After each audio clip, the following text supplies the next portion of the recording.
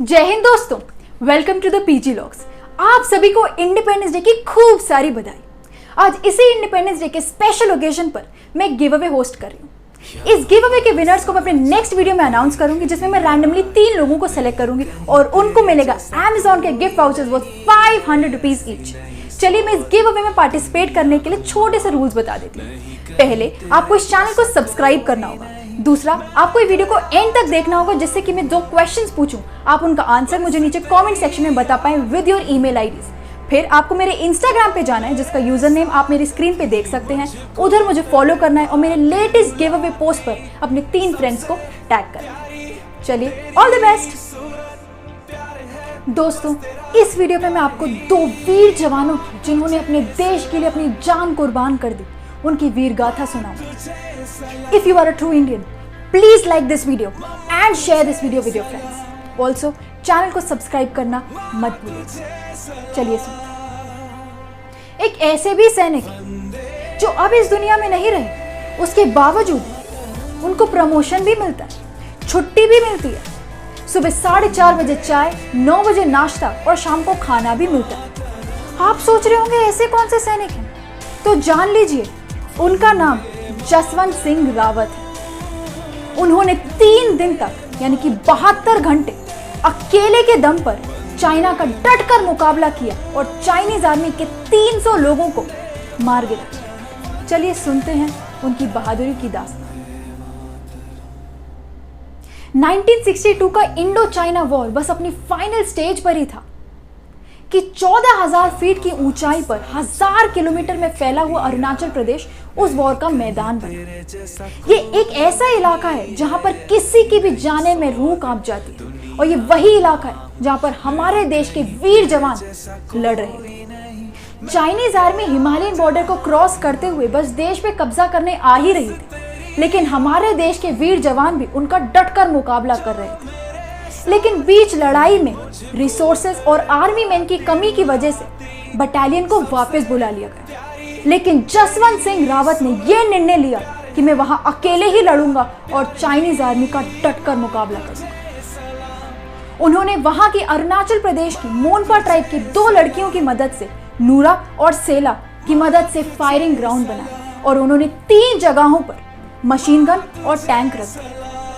3 दिन यानी कि 72 घंटे तक उन्होंने चाइनीज आर्मी को इसी भ्रम में रखा कि इंडियन बटालियन अभी भी वहां पर बड़ी संख्या में मौजूद है, और यही भ्रम में रखते रखते उन्होंने चाइना के 300 आर्मी मैन को मार गिराया। अनफॉर्चुनेटली जो उनको खाना प्रोवाइड करता था, उसको चाइनीज आर्मी ने पकड़ लिया और सारा सच उगलवा लिया। चाइनीज आर्मी ने जसवंत सिंह रावत को इसके बाद चारों ओर से घेर लिया, जिसमें सेला की मौत हो गई और नूरा को उन्होंने जिंदा पकड़ लिया। जसवंत सिंह रावत को जब यह एहसास हुआ कि अब वो मुझे भी पकड़ लेंगे, मैं भी पकड़ा जा सकता हूं, तो युद्धबंदी से बचने के लिए उन्होंने अपने आप को ही गोली मार ली। चाइनीज आर्मी को भी पता चला कि उन्होंने इतनी बहादुरी और इतनी साहस से हमारा मुकाबला किया, तो उसके बाद उन्होंने इंडिया को पीतल की बनी एक मूर्ति भेंट में दी और उनके सम्मान में जिस चौकी पर जसवंत सिंह रावत आखिरी बार लड़े थे, उस चौकी का नाम जसवंतगढ़ रख दिया। अब हम बात करेंगे देश के उस हीरो की, जिसके शब्दों ने, जिसकी वीरता ने, जिसके सर्वोच्च बलिदान ने इस देश को गर्व से भर दिया। कैप्टन विक्रम बत्रा। यह घटना उन दिनों की है जब इंडियन आर्मी और पाकिस्तान आर्मी के बीच में कारगिल वॉर चल रहा था। जैसे ही युद्ध की सूचना आई, कैप्टन विक्रम बत्रा के दोस्त ने उनसे कहा, अब तो तुम्हें भी जाना होगा, अपना ख्याल रख। जिसके जवाब में उन्होंने कहा, चिंता ना कर, या तो देश को जीत दिलाकर तिरंगा फहरा के आऊंगा, या फिर तिरंगे में लिपट कर आऊंगा। 1 जून 1999 को लेफ्टिनेंट विक्रम बत्रा ने अपनी यूनिट के साथ दुश्मनों के खिलाफ मोर्चा संभाल लिया और इनिशियल डिप्लॉयमेंट के साथ ही लेफ्टिनेंट विक्रम बत्रा ने हम्फ व रॉग नाम की चोटियों पर दुश्मन सेना को मार गिराकर इलाके को कब्जा लिया।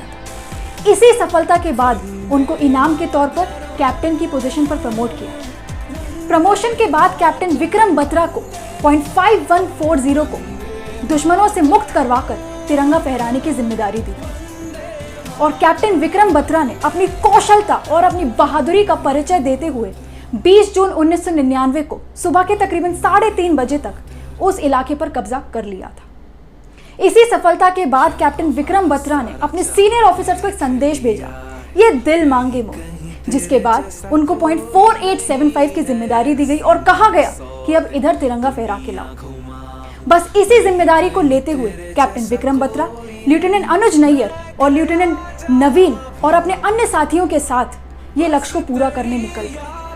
बस इंडियन आर्मी और पाकिस्तान आर्मी के बीच में जोर शोर से लड़ाई चल ही रही थी कि इसी दौरान लेफ्टिनेंट नवीन को उनके पैर पर गोली पड़ी। अपने साथी की जान बचाने के लिए वो जोर से भागे और बस खींच के ला ही रहे थे कि उसी दौरान दुश्मनों की गोली उनके सीने से आ टकराई और बस देश के लिए जान कुर्बान करते समय उनके मुंह से निकला, जय माता दी। दोस्तों, अगर आपको इस गिव अवे में पार्टिसिपेट करना है तो ये रहे आपके 2 क्वेश्चंस। पहला, जसवंत सिंह रावत ने जिन 2 लड़कियों की मदद से फायरिंग ग्राउंड बनाया था, उन 2 लड़कियों का नाम क्या था? और दूसरा, जब कैप्टन विक्रम बत्रा ने इस देश के लिए अपनी जान कुर्बान की, उस समय उनके मुंह से आखिरी शब्द क्या निकले थे? इसके बहुत सिंपल रूल्स हैं। चैनल को सब्सक्राइब कीजिएगा, मेरे को इंस्टाग्राम पे फॉलो कीजिएगा, वहां पे लेटेस्ट गिव अवे पोस्ट पर 3 फ्रेंड्स को टैग कीजिएगा और मुझे कमेंट सेक्शन में इन दोनों क्वेश्चंस का करेक्ट आंसर बताइएगा विद योर ईमेल आईडी। और Amazon gift vouchers worth 500 rupees each आपके। Thank you.